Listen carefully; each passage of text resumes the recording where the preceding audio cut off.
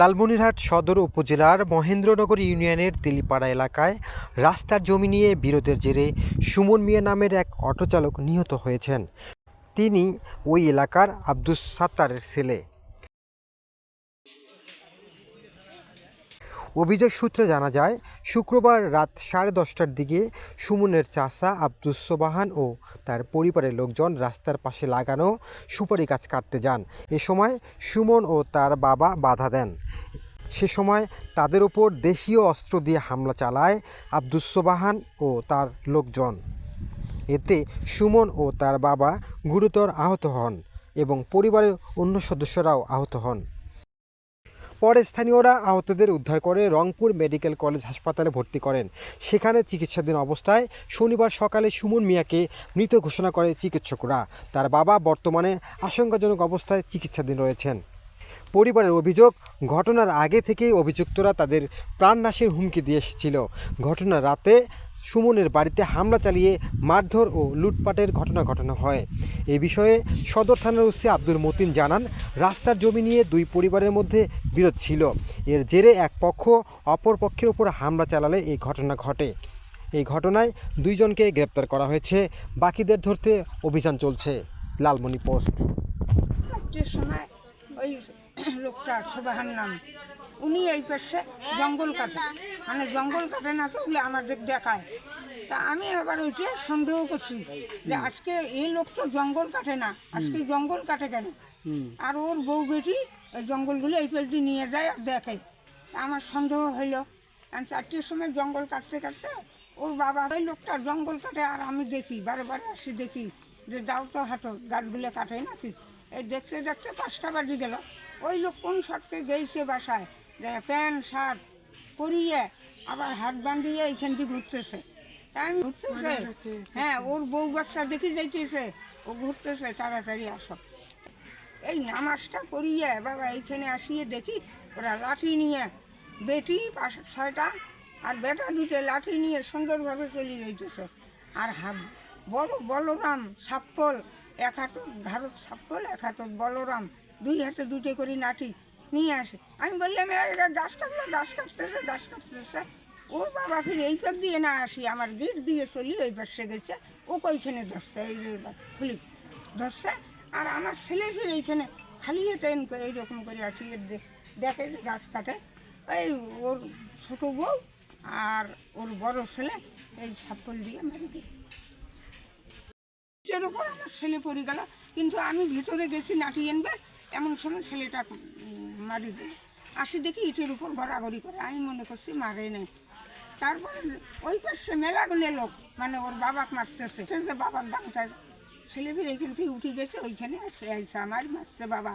ওই মার খায়া ওই পাশ দিয়ে ঘুরিয়ে এসিয়ে আগ্নের ধরাম করে গেল বাবা। আর উঠলো না। ওই পথে মেডিকেল নিয়ে গেলাম, রংপুর মেডিকেল ইস্কাটাতে। পুলিশে গাছগাছরা দেখলো, দেখিয়ে তারপরে পুলিশ চলে গেল, ফির ওরা আনলো, আনিয়ে কি এলা বলছে বাবা পরের দিনে। আমি সুমনের স্ত্রী, আমি ওদের আমি কি করি আমি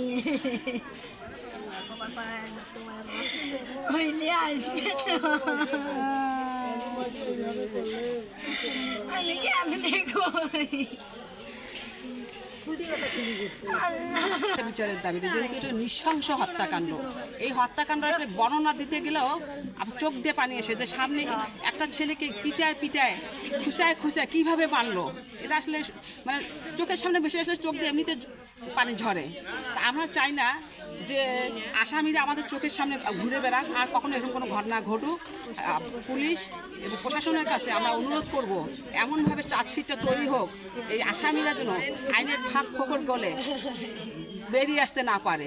এবং এদের প্রশাসনের প্রতি আমাদের জোর দাবি, এবং আমরা এই প্রশাসনের প্রতি জোর অনুরোধ করতেছি, আপনারা কোনোভাবেই এই আসামিদেরকে এই আইনের ফাঁক ফোকর গলে বেরিয়ে আসতে দিবেন না।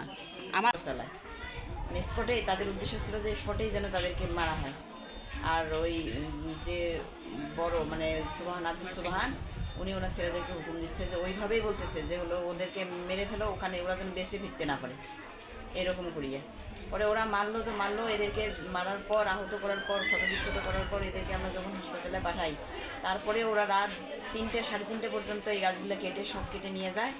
এবং আমি একাই অসুস্থ মানুষ বাসায় দরজা লক করিয়ে আমি বাসায় থাকি যে ওদেরকে হাসপাতালে পাঠিয়ে দেওয়ার পরেও, কিন্তু ওরা ততক্ষণও দা তারপরে ছুরি এগুলো নিয়ে আমার এই উঠানের মধ্যে পাইচারি করে। আমি এতবার বলতে যখন ওরা ওই পাইচারি করতেছে আমি তো ভয়ে আর বের হইতে পারতেছি না, তখন ওরা বাড়ির বাইরে যা ছিল একদম বালতি বন্ধ থেকে শুরু করে একদম বালিশ খাতা মানে বস্তাবন্দি ছিল কিছু সেগুলি কবুতর মুরগি যা আছে হাঁস সব নিয়ে গেছে।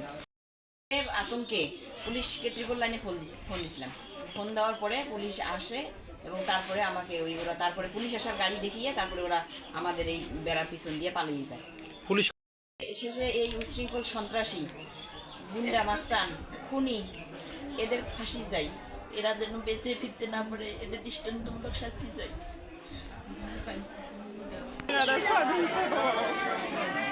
আমি 6 মাসে বড়, 6 মাসে আমার ছোট। কারা মারছে?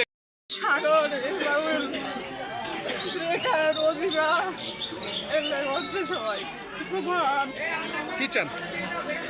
আমি ফাঁসি চাই ওদের।